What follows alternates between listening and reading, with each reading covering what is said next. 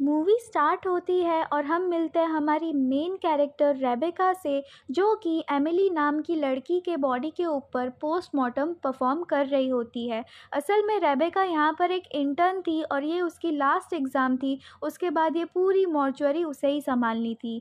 Rebecca का boss Raymond भी खड़ा होकर ये सब देख रहा होता है।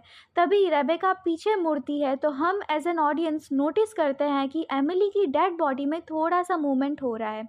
फिर जब रेबेका वापस रेमंड को देखती है तो रेमंड काफ़ी नर्वस लग रहा होता है। तो रेबेका उसे पूछती है कि क्या हुआ। तो रेमंड उसे बोलता है कुछ भी नहीं और अपना काम जल्दी पूरा करो। तो रेबेका अपना काम जल्दी फिनिश करती है और एमिली की बॉडी को ले जाकर फ्रीज़र में रख देती है। उसके बाद वो ज़रूरी सामानों की लिस्ट चेक करने लगती है कि कहीं कुछ सामान कम तो नहीं पड़ रहा। तो उसे पता चलता है कि फ्लूइड्स कम है। तो वो फ्लूइड्स लेने के लिए बेसमेंट की तरफ जाती है। जैसे ही वो बेसमेंट में घुसती है, अचानक से रेमंड बेसमेंट से बाहर निकलता है, जिसे देखकर रेबेका काफ़ी डर जाती है। रेमंड रेबेका को कहता है कि चाहे कुछ भी हो जाए, तुम्हें इस बेसमेंट में कभी पैर नहीं रखना है। तो रेमंड की बात सुनकर रेबेका थोड़ी सी नर्वस हो जाती है और वो दोनों वहाँ से चले जाते हैं। रेमंड बेसमेंट का दरवाज़ा बंद कर देता है। तभी हम देखते हैं कि बहुत ही डरावना और अजीब सा क्रीचर बेसमेंट से बाहर निकल रहा होता है। सीन कट होता है और हम देखते हैं कि रेबेका रेमंड के ऑफिस में है और वो नोटिस करती है एक वुडन बॉक्स को, जिसके अंदर बहुत ही अजीब सिंबल्स बने हुए थे। उसके बाद रेमंड आ जाता है और वो रेबेका को बोलता है कि तुम्हारी ड्यूटी सुबह के टाइम होगी, जिस पर रेबेका बोलती है कि उसे नाइट ड्यूटी करनी है, जिस पर रेमंड उसे गुस्से में ना बोलकर वहाँ से जाने के लिए कहता है। तभी रेबेका के सिर में बहुत तेज़ पेन होने लगता है, जिसे वो इग्नोर करती है और अपने घर चली जाती है रेस्ट करने के लिए। रेबेका घर पहुंचकर अपना बैग और गाड़ियों की चाबी टेबल पर रख देती है और रेस्ट करने लगती है। वहीं दूसरी तरफ हम देखते हैं रेमंड को, जो कि बेसमेंट में किसी से बात कर रहा होता है। फिर सीन कट होता है और हम देखते हैं कि रेबेका कहीं जा रही होती है, पर उसके साथ अजीब घटनाएं होना शुरू हो जाती है। जैसे कि उसके बुक में कुछ अजीब सा सिंबल बना हुआ था और जहाँ पर उसने गाड़ियों की चाबी रखी थी, वो गाड़ियों की चाबी वहाँ से किसी और जगह पे रखा गई थी। लेकिन रेबेका जल्दी में थी और वो वहाँ से ये सब चीज़ें इग्नोर करके निकल जाती है। असल में रेबेका पास्ट में एक ड्रग एडिक्ट थी और उसे 1 साल हो चुके थे जब तक उसने ड्रग्स नहीं लिए थे। तो वो सेलिब्रेट करने के लिए वो उसकी ऑर्गेनाइजेशन में जाती है, जहाँ पर वो एक स्पीच देती है। स्पीच देने के बाद वो नोटिस करती है कि एक बहुत ही अजीब सा आदमी ऑडियंस में पीछे बैठा हुआ है और वो उसे गंदी तरीके से देख रहा है और उसका नाम विस्पर कर रहा है, जो और कोई नोटिस नहीं करता। रेबेका ये चीज़ इग्नोर करके चली जाती है और वो कैली से मिलती है, जो कि उसकी दोस्त थी। कैली उसे बोलती है कि उसे टेंशन है कि 1 साल बाद बहुत सारे लोग वापस ड्रग्स चालू कर देते हैं। रेबेका उसे अश्योर करती है कि वो वापस ड्रग्स नहीं लेगी और वहाँ से निकल जाती है। लेकिन तभी रेबेका को ड्रग्स की तलब मचने लगती है और वो रोड पे किसी को ड्रग बेचने वाले को ढूंढने लगती है। लेकिन उसे रियलाइज़ होता है कि ये करना गलत है और वहाँ से निकल जाती है। तभी उसे रेमंड का कॉल आता है। रेमंड उसे बोलता है कि आज यहाँ पर काम ज़्यादा है, तो तुम प्लीज़ आके मेरी मदद कर दो। तो रेबेका चली जाती है मॉर्ग पर और अपने काम में लग जाती है। लेकिन जैसे ही वो मॉर्ग में जाती है, अजीब घटनाएं वापस होने लगती है। जैसे डेड बॉडी का फ्रीज़र अपने आप बंद हो जाता है, जो कि रेबेका नोटिस नहीं करती। रेबेका एक बॉडी पर काम कर रही होती है, जिसे उसे क्रीमेट करना होता है, यानी कि उसे जलाना होता है। तो वो सारा पोस्टमार्टम का काम ख़त्म करती है और वो अपने प्रोसेस में लग जाती है। तभी हम देखते हैं कि वो डेड बॉडी की आँखें खुल चुकी है और वो इधर-उधर देख रहा होता है। लेकिन रेबेका ये नोटिस नहीं करती और हम ये भी देखते हैं कि रेबेका के फ़ोल्डर पर वही अजीब-सा सिंबल बना हुआ है, जो उसके बुक पर बना था। रेबेका बॉडी को लेकर जाके जला देती है। नेक्स्ट सीन में हम देखते हैं कि रेबेका विंडो से बाहर देख रही होती है, तो उसे लगता है कि उसकी गाड़ी में कोई घुस गया है। तो वो बाहर अपनी गाड़ी चेक करने जाती है। तभी हम नोटिस करते हैं कि अंदर से कोई रेड कलर की डिमोनिक एंटिटी रेबेका को देख रही होती है। फिर रेबेका अंदर आती है और वापस अपना काम करने लगती है, तो उसे अचानक से वापस से दर्द होने लगता है सिर में, जिसके बाद वो अचानक से अपने आप को एक चेयर पर बैठा हुआ पाती है। रेबेका को कोई आइडिया नहीं होता कि वो उस चेयर पर कैसे आकर बैठ गई। तभी ऑफ़िस में टेलीफ़ोन रिंग होता है और रेबेका कॉल उठाने जाती है, तो हमें पता चलता है कि ये रेमंड का कॉल है। रेमंड उसे हाल-चाल पूछने के लिए कॉल करता है कि काम कैसा चल रहा है, जिस पे रेबेका उसे बोलती है कि सब कुछ ठीक है। तभी हम देखते हैं दूसरी साइड रेमंड को, जो कि अपनी शर्ट उतार के बैठा है और इंक से अपनी बॉडी के ऊपर कुछ लिख रहा होता है। अब रेबेका दूसरी बॉडी पर काम कर रही होती है, तभी उसे किसी के डोर नॉक करने की आवाज़ आती है। तो वो वहाँ से चली जाती है, तो हम देखते हैं कि वो बॉडी आँखें खोलकर रेबेका की तरफ ही देख रही होती है। जैसे ही रेबेका डोर के पास जाती है, तो वो देखती है कि अंधेरे में से कोई एक बहुत ही डरावनी एंटिटी, जिसकी लाल आँखें थी, वो उसकी तरफ ही देख रही है और उसके मुँह से ही डोर नॉक होने की आवाज़ आ रही थी। यस, वो एंटिटी ही डोर नॉक की आवाज़ अपने मुँह से निकाल कर रेबेका को अपने जाल में फँसाना चाह रही थी। तभी मॉर्ग की लाइट वापस आ जाती है और रेबेका देखती है, तो वो एंटिटी वहाँ से चली गई होती है। फिर रेबेका वापस बॉडी के पास आती है, तो वो देखती है कि बॉडी तो वहाँ पर है ही नहीं। तो रेबेका एकदम से घबरा जाती है, तभी फ़ोन बजने की आवाज़ आती है। तो जैसे ही वो फ़ोन उठाती है, तो कोई आगे से नहीं बोलता। जैसे ही वो फ़ोन रखने जाती है, तो उसे पापा की आवाज़ आती है। वो अपने पापा की आवाज़ सुनकर एकदम से डर जाती है। उसके पापा उसे बोलते हैं कि ये सब तुम्हारी गलती थी, और रेबेका ये सब सुनकर फ़ोन रख देती है। फिर वापस से वो देखती है, तो उसके हाथ में बहुत सारा ब्लड लगा होता है, पर दूसरी बार जब देखती है, तो वो सारा ब्लड गायब हो चुका होता है। तभी फ़ोन वापस बजता है, वो वापस फ़ोन उठाती है। इस बार फिर से उसके पापा ही थे फ़ोन पर, जो एक छोटी बच्ची के मिसिंग होने की कंप्लेंट फ़ाइल कर रहे होते हैं। असल में रेबेका जब छोटी थी, तो वो अपने फ्रेंड्स के साथ कहीं बाहर गई थी, लेकिन बहुत रात होने पर भी वो घर नहीं आई थी। तो उसके पापा पुलिस से मिसिंग कंप्लेंट फ़ाइल कर रहे थे, लेकिन पुलिस उसे ढूँढने के लिए रेडी नहीं थी, क्योंकि अभी 24 घंटे पूरे नहीं हुए थे। तो उसके पापा टेंशन में आकर खुद ही उसे ढूँढने चले गए थे और फिर कभी लौटकर वापस नहीं आए। रेबेका उसके पापा की आवाज़ सुनकर बहुत घबरा जाती है और फिर बेहोश हो जाती है। बेहोशी की हालत से उठने पर वो देखती है कि वो तो अपने अपार्टमेंट में ही है। वो बहुत कंफ्यूज हो जाती है, उसे सब कुछ सपने जैसा लगता है, तो वो अपना मुंह धोने के लिए वॉशरूम में जाती है। तभी उसे डोर नॉक की आवाज़ फिर से आती है, तो वो डोर ओपन करने के लिए जाती है और पीछे हम देखते हैं कि मिरर पे किसी ने ये वर्ड्स लिखे हुए थे, लेट मी इन। फिर वो डोर ओपन करती है, तो वो देखती है कि उसकी दोस्त कैली वहाँ पर आई हुई थी। कैली रेबेका को बताती है कि रेबेका ने ही उसे फ़ोन करके यहाँ पर बुलाया है, लेकिन रेबेका तो ये चीज़ को डिनाई करती है, क्योंकि उसने सही में फ़ोन नहीं किया होता है। रेबेका को कुछ याद नहीं होता है, वो काफ़ी कंफ्यूज स्टेट में होती है, जिस पे कैली कहती है कि मुझे लगता है कि तुम वापस ड्रग्स लेना चालू कर दी हो, जिस चीज़ को रेबेका एकदम से डिनाई करने लगती है। तो कैली उसके लिए बहुत परेशान हो जाती है। केली रेबेका को हग करती है, तो हम देखते हैं कि रेबेका की आंखें एकदम से चेंज होके एकदम डिमोनिक हो चुकी है और रेबेका केली को बहुत ही कस के हग करने लगती है, जिस पे केली उसे धक्का दे देती है। तो वो देखती है कि रेबेका की आंखें एकदम चेंज हो गई है और वो डर के वहाँ से भागने लगती है, लेकिन रेबेका केली को पकड़ लेती है और वो उसे भागने नहीं देती। वो उसको टेबल पे धक्का दे देती है, जिससे केली गिर जाती है। फिर भी वो खड़े होकर रेबेका से फाइट करने लगती है, तो रेबेका उसकी उंगली काट लेती है, पूरी उँगली उसकी खा जाती है। फिर केली ज़मीन पर गिर जाती है, तो रेबेका एक स्क्रू ड्राइवर लेकर केली के ऊपर हमला करने लगती है। केली बहुत फ़ाइट करती है, लेकिन उससे ओवरपावर नहीं कर पाती और रेबेका वो स्क्रू ड्राइवर केली के सिर में घुसा देती है, जिससे केली मर जाती है। तभी वो डीमन रेबेका के अंदर से बाहर आ जाता है और रेबेका ये सब देखकर काफ़ी शॉक हो जाती है कि ये उसने क्या कर दिया। उसे कुछ समझ नहीं आ रहा होता है, तो वो फटाफट वॉशरूम में जाके सारा ब्लड साफ़ करने लगती है और रेमंड को फ़ोन लगाती है। रेमंड उसे बोलता है कि तुम घर पर क्यों हो? तुम्हें घर पर नहीं आना चाहिए था। तुम सबके लिए खतरा हो। तुम्हें जल्दी से जल्दी मॉर्ग वापस आना पड़ेगा। रेबेका ये सब सुनकर बहुत ही घबरा जाती है, पर वो फिर भी रेमंड की बातों पर विश्वास नहीं करती। तभी देखती है रेबेका कि कैली की बॉडी पीछे से खड़ी होकर उसी की तरफ आ रही है। जैसे रेबेका कैली को देख लेती है, तो कैली वापस से नीचे डेड बॉडी बनकर गिर जाती है। तभी रेमंड उसे कॉल पर वापस बोलता है जल्दी से मॉर्ग आने के लिए। तो रेबेका उसकी बात सुनकर फटाफट वहाँ से भागकर बाहर जाने लगती है। तो सबसे शॉकिंग चीज़ देखती है कि असली कैली तो उसके सामने खड़ी है। जो उसने देखा उसे कुछ समझ नहीं आ रहा था, वो बहुत घबरा जाती है और कैली की कोई बात नहीं सुनती और वहाँ से भागते हुए मॉर्ग की तरफ चली जाती है।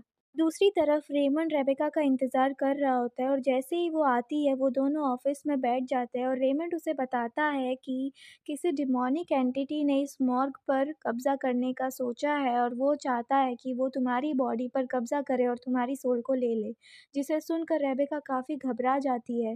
तभी रेमंड उसे बताता है कि इसे दूर करने का सिर्फ एक ही रिचुअल है जो कि रेमंड को आता है, लेकिन रेमंड ये नहीं कर सकता क्योंकि डिमोनिक एंटिटी को रेबेका की सोल चाहिए, ना कि रेमंड की। रेमंड रिचुअल के बारे में एक्सप्लेन करते हुए कहता है कि इस डिमोनिक एंटिटी को हराने के लिए उसका नाम जानना पड़ेगा जो कि एंशिएंट लैंग्वेज में लिखा हुआ है। जो सिंबल्स रेबेका ने इग्नोर किए थे वो सारे सिंबल्स किसी ना किसी तरीके से रिलेटेड थे।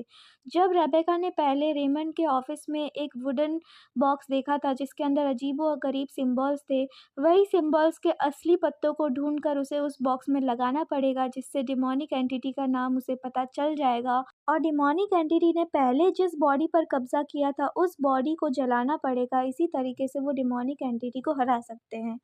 जैसे ही रेमंड ये सारी बातें उसे बताता है तभी रेबेका बेहोश हो जाती है, तो रेमंड डर जाता है और रेबेका के अंदर वो डिमोनिक एंटिटी आ जाती है जो कि रेमंड से बुरी तरीके से बात करने लगती है और रेमंड को कहती है कि तुम रेबेका को यूज़ कर रहे हो अपने आप को बचाने के लिए। तभी रेबेका रेमंड को धक्का दे देती है और रेमंड नीचे गिर जाता है और रेबेका एक स्क्रू ड्राइवर से रेमंड को मारने जाती है। लेकिन तभी रेमंड अपनी शर्ट निकालता है तो उसकी बॉडी पर बहुत सारे सिंबल्स बने होते हैं, जिसको देखकर वो डिमोनिक एंटिटी घबरा जाती है और पीछे हटने लगती है। तो रेमंड वहाँ से भाग जाता है और दरवाज़ा बंद कर देता है। तो डिमोनिक एंटिटी रेबेका की स्वीट आवाज़ यूज़ कर रेमंड को फुसलाने का ट्राई करती है, लेकिन रेमंड उसकी झांसे में नहीं आता और वहाँ से चला जाता है। तभी रेबेका को होश आता है और वो काफ़ी घबरा जाती है कि ये सब उसके साथ क्या हो गया। वो नीचे बैठकर रोने लगती है, तभी देखती है कि वो डिमोनिक एंटिटी वापस उसकी तरफ आ रही है जो कि बहुत ही डरावनी लग रही होती है। तो रेबेका हर जगह से कहीं न कहीं बाहर जाने का रास्ता ढूँढने लगती है तो सभी चीज़ें लॉक होती है।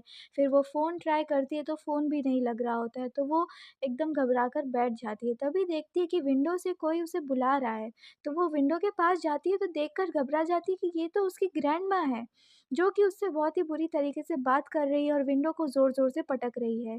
लेकिन रेबेका समझ जाती है कि ये उसकी ग्रैंडमा नहीं, वही डिमोनिक एंटिटी है। तो वो वहाँ से भागने लगती है तो पीछे जाकर देखती है तो उसके पापा की बॉडी वहीं पर खड़ी होती है, जो उससे बुरी तरीके से बात कर रही होती है। तो रेबेका वहाँ से भागने लगती है तभी उसके पापा की बॉडी उसे पकड़ लेती है और एक स्क्रू ड्राइवर से रेबेका के पैर में ज़ोर से हमला करती है। तभी सीन चेंज होता है और हम देखते हैं कि ये रेबेका तो खुद पे ही हमला कर रही होती है। यस, ये सारे रेबेका के विज़न्स थे और वो खुद ही अपने पैर पे बहुत ज़ोरों से हमला कर रही होती है। तभी वो देखती है कि वो डिमोनिक एंटिटी वापस उसके पापा का रूप लेकर उसकी तरफ आ रही होती है, तो वो वहाँ से भागकर बॉडी वाले रूम में आ जाती है जिसमें बॉडीज़ फ्रीज़र में पड़ी हुई होती है।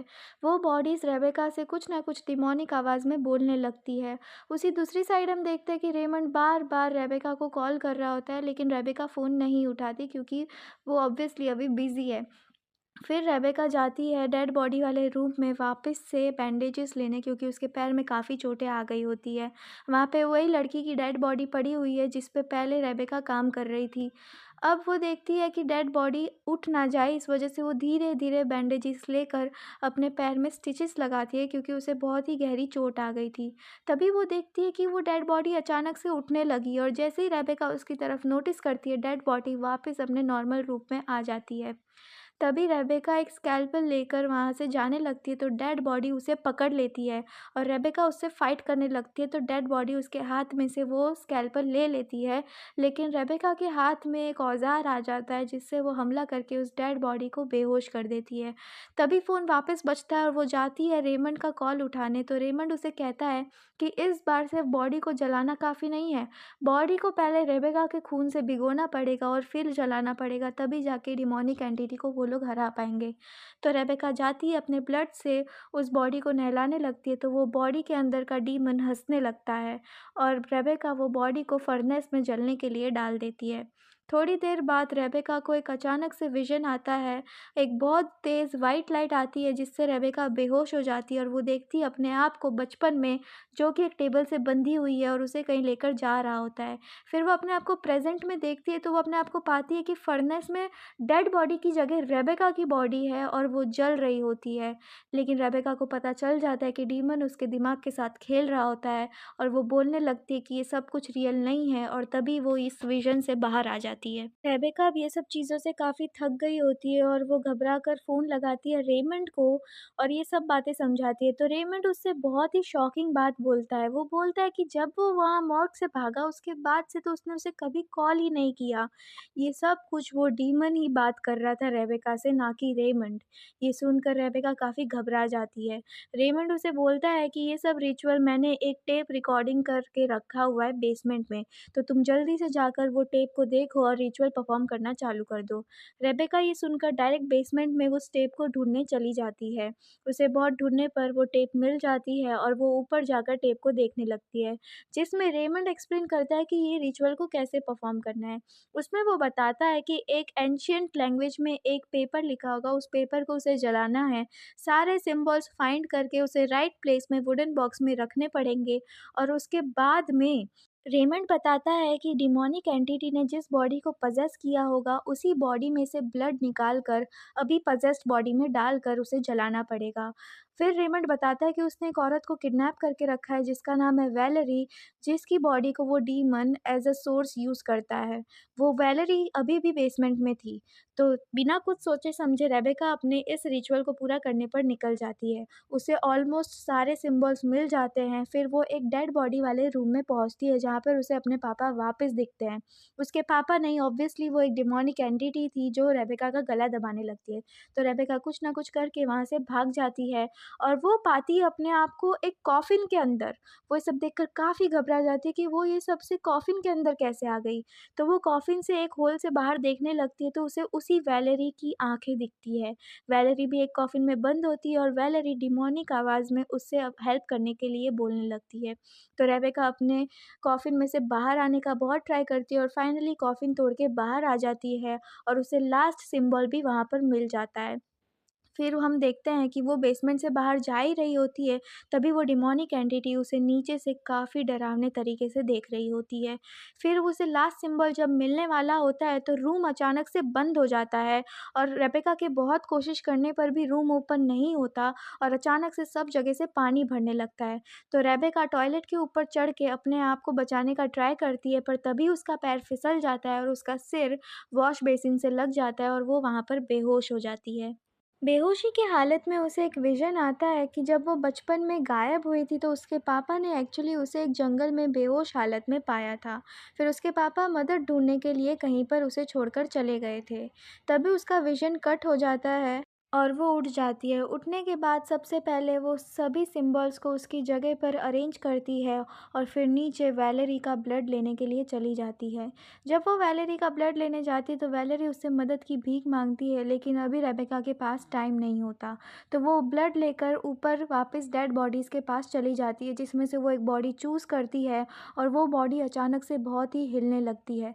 रेबेका उस सिंबल्स को उस बॉडी के ऊपर रखती है और उस ब्लड से अपना रिचुअल कंप्लीट करने लगती है। तभी डीमन उसे बहुत ज़्यादा मॉक करता है और रेबेका उसे फाइनली जला देती है। रिचुअल कंप्लीट करने के बाद रेबेका वैलेरी को बचाने बेसमेंट में जा ही रही होती है कि वो देखती है कि वो डीमन तो सीढ़ियों पे ही खड़ा होकर उसे बहुत ही क्रीपी वे में देख रहा होता है। तभी उसके पापा का भूत पीछे से आकर उसे धक्का दे देता है और वो सीढ़ियों पे गिर जाती है और डीमन उसके बॉडी के पास आकर उसे देखने लगता है। वापस से रेबेका बेहोश हो जाती है और उसे वही विज़न वापस आता है। वो देखती है कि उसके पापा जब मदद मांगने के लिए गए थे तो उसके पापा ने इसी डीमन को देखा था, जिसे देखकर वो काफ़ी डर गए थे और गिर गए और उनका सिर पत्थर पे लगने की वजह से उनकी मौत हो गई थी। फिर रेबेका एक दूसरा विज़न देखती है जिसमें उसके पापा बहुत ही नॉर्मल वे में उससे बात कर रहे होते हैं। उसके पापा उसे बोलते हैं कि तुम्हें अब मेरे बारे में भूलना होगा, क्योंकि तुम मेरे बारे में जितना याद करोगी तुम्हें उतना ही रिग्रेट होगा। और अब आगे जीवन में हैप्पी रहना है, ऐसा बोलकर उसके पापा वहाँ से चले जाते हैं। और रेबेका उठती है तो सुबह हो चुकी होती है और वो बेसमेंट में नहीं, लैब में उठती है और वो खुश होकर वहाँ से निकलने लगती है, उसको लगता है कि सब कुछ नॉर्मल हो गया है। पर तभी उसे वैलेरी की आवाज़ बेसमेंट में से आती है तो वो उसे बचाने के लिए नीचे जाती है। जैसे ही वो वैलेरी का कॉफ़िन ओपन करती है, वैलेरी की बॉडी बहुत ही सूखी होती है, उसके बॉडी पे बहुत सारे सिंबल के निशान होते हैं और वैलेरी रोने लगती है और रेबेका को हग करती है। पर वैसे ही जैसे ही उसने हग किया, वैलेरी के एक्सप्रेशंस एकदम से चेंज हो जाते हैं, उसकी आँखें एकदम डेमोनिक हो जाती है और वो रेबेका पे हमला कर देती है और उसे मारने ही वाली होती है कि तभी रेमंड आ जाता है। रेमंड अपनी शर्ट ओपन करके वो सिम्बल्स वैलेरी को दिखाता है जिससे जिससे वैलेरी के अंदर का डीमन ये सिम्बल्स देखकर वहाँ से डर जाता है और रेमंड वापस से वैलेरी को उस कॉफ़िन में बंद कर देता है। फिर सब कुछ नॉर्मल हो जाता है, रेमंड और रेबेका ऊपर आते हैं और रेबेका घबराते हुए रेमंड को वैलेरी के बारे में पूछती है। तो रेमंड बताता है कि असली वैलेरी एक्चुअली में बहुत साल पहले ही मर चुकी है और ये बॉडी तो डीमन सिर्फ यूज़ कर रहा है अपने पोज़ेशन के लिए। ये सब सुनकर रेबेका काफ़ी घबरा जाती है और बोलती है कि इस चीज़ को हम कैसे ख़त्म करेंगे। तो रेमंड उसे बोलता है कि अब तुम भी जानती हो, मैं भी जानती हूँ, तो हम दोनों मिलके इसका कुछ परमानेंट सॉल्यूशन ढूँढेंगे। क्योंकि जब तक ये डिमॉन को हम मारेंगे नहीं, तब तक ये सब चीज़ें शांत नहीं होगी, तब तक ये डिमॉनिक एक्टिविटीज़ ख़त्म नहीं होगी। पर रेबेका को अभी भी लग रहा था कि सब कुछ नॉर्मल हो गया और रेमंड ऐसे ही बोल रहा है, तो रेबेका वहाँ से चली जाती है। पर रेमंड उसे खड़े हुए, हँसते हुए देखता ही रहता है, जैसे उसको मालूम हुआ है कि रेबेका वापस आने ही वाली है। जैसे ही रेबेका मॉर्ग के बाहर जाती है, वो देखती है कुछ बच्चों को खेलते हुए। उन्हें खेलते हुए देखकर रेबेका को बहुत अच्छा फ़ील होता है और एक पल के लिए रेबेका को लगता है कि ये सब कुछ जो उसने अभी तक फ़ील किया, देखा, ये सब कुछ उसका नाइटमेयर था। पर जैसे ही रेबेका ये सोचती है, वो देखती है कि फ़ॉरेस्ट में से वही सेम डिमॉनिक एंटिटी उसकी तरफ स्माइल कर रही है, जिसे देखकर रेबेका समझ जाती है कि डिमॉनिक एंटिटी इसका पीछा अभी नहीं छोड़ने वाली। फिर ये वापस मॉर्ग के अंदर चली जाती है, फाइनली ये डिसाइड करती है कि ये और रेमंड मिलकर इस डिमोनिक एंटिटी को ख़त्म करेंगे और मूवी यहीं पर एंड हो जाती है। आप लोगों को ये मूवी कैसी लगी और ऐसी और मूवीज़ की एक्सप्लेनेशन हिंदी में सुनने के लिए मेरे चैनल को सब्सक्राइब कीजिए।